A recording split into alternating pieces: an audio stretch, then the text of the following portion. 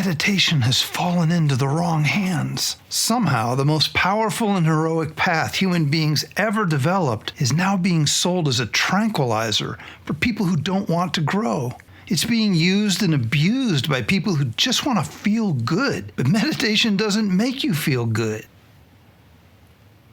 I'm Jeffrey. I'm a meditation teacher who's taught countless people like you the real path of meditation, the way it's always been. I run a meditation school called Finding Ground, and you can learn everything you need through our retreats and seminars. If you'd like to hear a little more, check out my free email series, Meditation 101. It'll give you everything you need to know and get you on a really good start. Link in the description. In this video, I'm going to tell you about actual meditation, the stuff that works. And to do that, I'm going to have to call out the insane reframe the wellness industry has been putting onto meditation to make it appealing to people who probably don't want meditation. And for people who do, well, that ain't it. But first of all, what does meditation do? Does it calm you down and make you happy? No. No, meditation shows you where you're hurting, and then it helps you go deeper into it. People who are looking for a good feeling aren't looking for that, but they keep trying it, and they keep quitting it. Everywhere you look, meditation is sold as relief or stress reduction, better sleep, and of course, happiness. Apparently, it can make you quantifiably happier. 10%, I hear. Well, they must have genetically modified something in the system because that's not what meditation was built to do. And what it was built to do wouldn't do any of that, at least not in the short term. And anyone looking for stress relief or better sleep or just feeling better is looking for a short-term effect. In that case, let me level with you. Meditation's not your best option. You'd have to break it to get it to do that, and even then, it wouldn't work. And I know this because I came in before all that started. When I started meditation, people told me it would be challenging. There was no talk of relaxation or stress relief or self-care. It wasn't going to make me feel better. It was going to bring me face to face with myself. It was a courageous thing to do. Not soothing or calming. It wasn't trying to put me to sleep or make me feel better. It was a path to enter if you wanted to grow and face reality. It used to be in the right hands because the teachers back then were meditation masters. These days, they're business people. They're influencers. Back then, their concern was that we learn it well and practice it seriously. Now they're focused on appealing to us, telling us what we want to hear, whatever we need to hear, so we'll buy it. But what exactly are we buying into?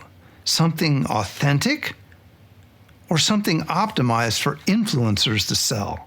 That matters because meditation takes time and you only have so much time. It works slowly in stages. And if that time isn't well handled, if it's built on false promises, well, that can damage our trust in the ancient art itself. And then we've really lost an opportunity. And maybe the most damaging part, that change in tone, the shallow framing of the whole thing, it's erased the original understanding. The real point of meditation isn't part of the conversation anymore because it doesn't sell. And it doesn't promise the good feelings and easiness we've been groomed to expect from everything. The real point of meditation was never, ever to make you feel good. It was to wake you up. Meditation is far more mature and serious than the search for a good feeling.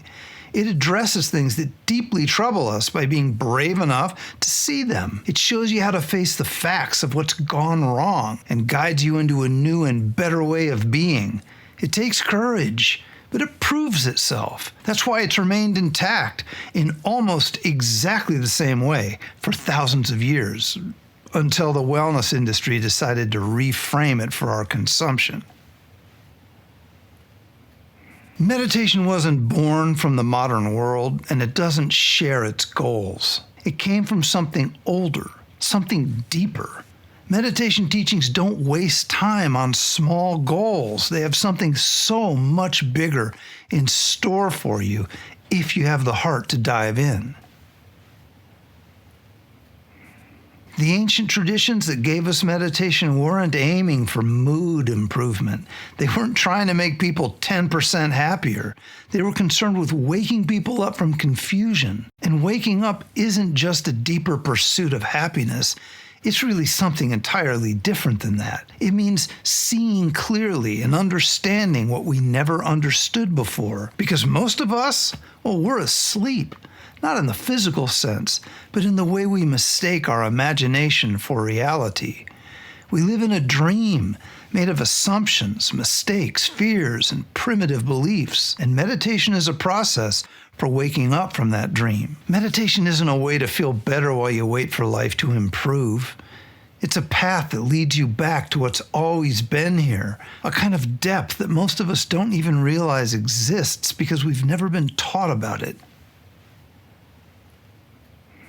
It doesn't show up in our cultural conversations at all, unless to poke fun at hippies and yoga people. And if it appears at all, it lives as an idea, not an experience. And ideas may inspire us for a moment, but they don't transform us fundamentally. So this whole feeling better stuff has really robbed us of an opportunity to wake up to the truth of what we are. Meditators from the path are shouting to us, you don't need to feel better, you need to wake up. Trying to feel better is like trying to turn a bad dream into a better dream. But dreams change. There's no solid ground beneath that change.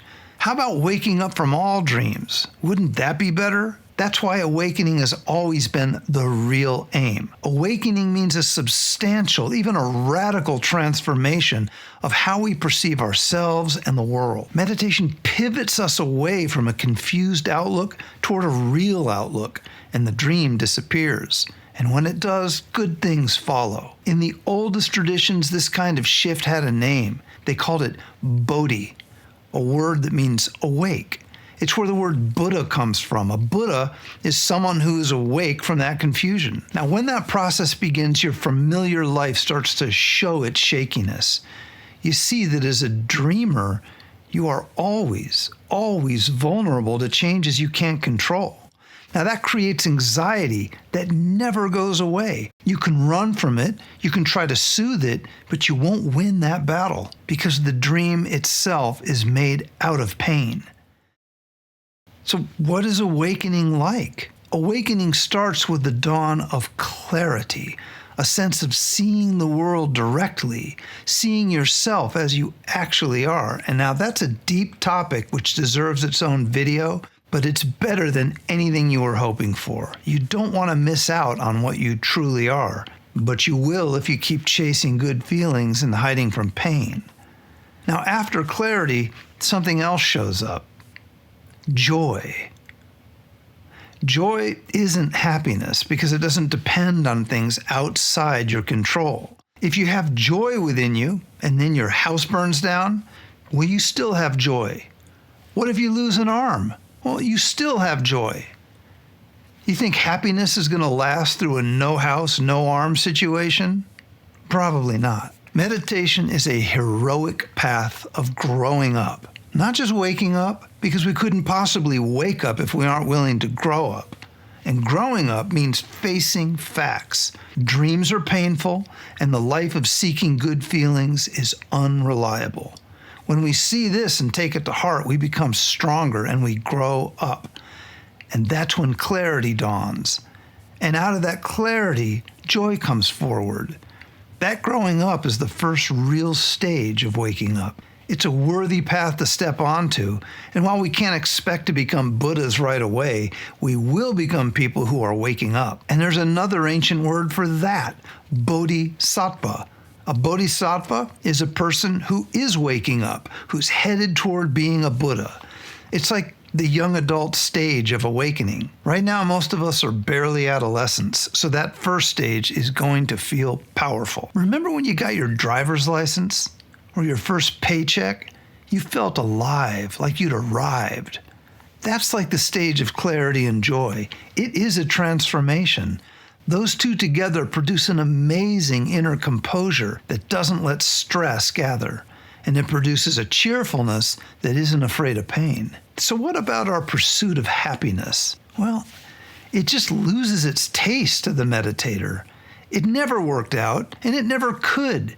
That's not to say it doesn't still appear from time to time, but when it does, we don't fixate on it. Happiness is always pleasant, but in light of what we've seen on the path, it just isn't that important anymore.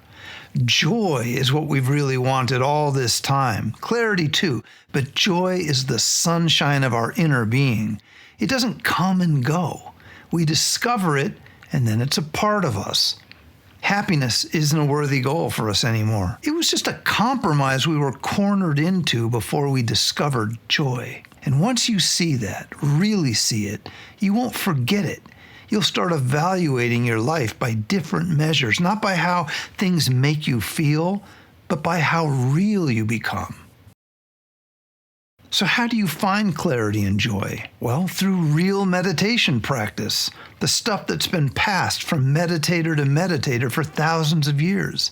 It's a system, a real honest-to-goodness system, and it starts with facing facts. This is a very counterculture message, I know, because facing facts isn't how we've been trained to seek happiness, but in this case, it's how we begin. And that's why this message of meditating for happiness is so misleading. It kind of hides the truth. And what kind of teacher would hide the truth? Happiness is simply a preferred feeling. Out of all the feelings we have, it's the one we like the most. It doesn't last, so we run after it with our butterfly net. Meditation doesn't chase preferred feelings. It turns toward the actual condition, no matter what that is. It finds the source of pain, the internal chaos left behind by years of chasing pleasure and avoiding discomfort. And it begins to relax right there with the facts. And this is where the paradox is. When you do that courageously, when you relax with the facts of how things really are, your pain begins to loosen. And in its place, something new begins to emerge. Not happiness, but clarity. And from that clarity, joy. Joy is better than happiness, but we don't chase it, we earn it. I wrote the Meditation 101 to give you an easy entry point to learn the real stuff, the facts and knowledge about meditation that will give you a strong start. It's free, and it's helped tons of people like you on this journey. Link below. So real meditation is quite a shift from what we've been told. But when meditation is in the right hands, it opens us to a life that's incredibly valuable. It's not a mainstream path, but meditators have never been loyal to the mainstream. They choose to grow up, even if the rest of the world won't. Well, like I said, it takes courage, because growing up in this way doesn't fit with what the culture rewards. It's only the courageous among us that will take this heroic path, and we will find joy. Everyone else, well, they'll have to run after happiness for the rest of their lives. But if you feel that pull, the call to grow up, to wake up, then follow it. Not because it'll make you happy, but because it's true. If you want to get going on your journey to waking up, watch this video next.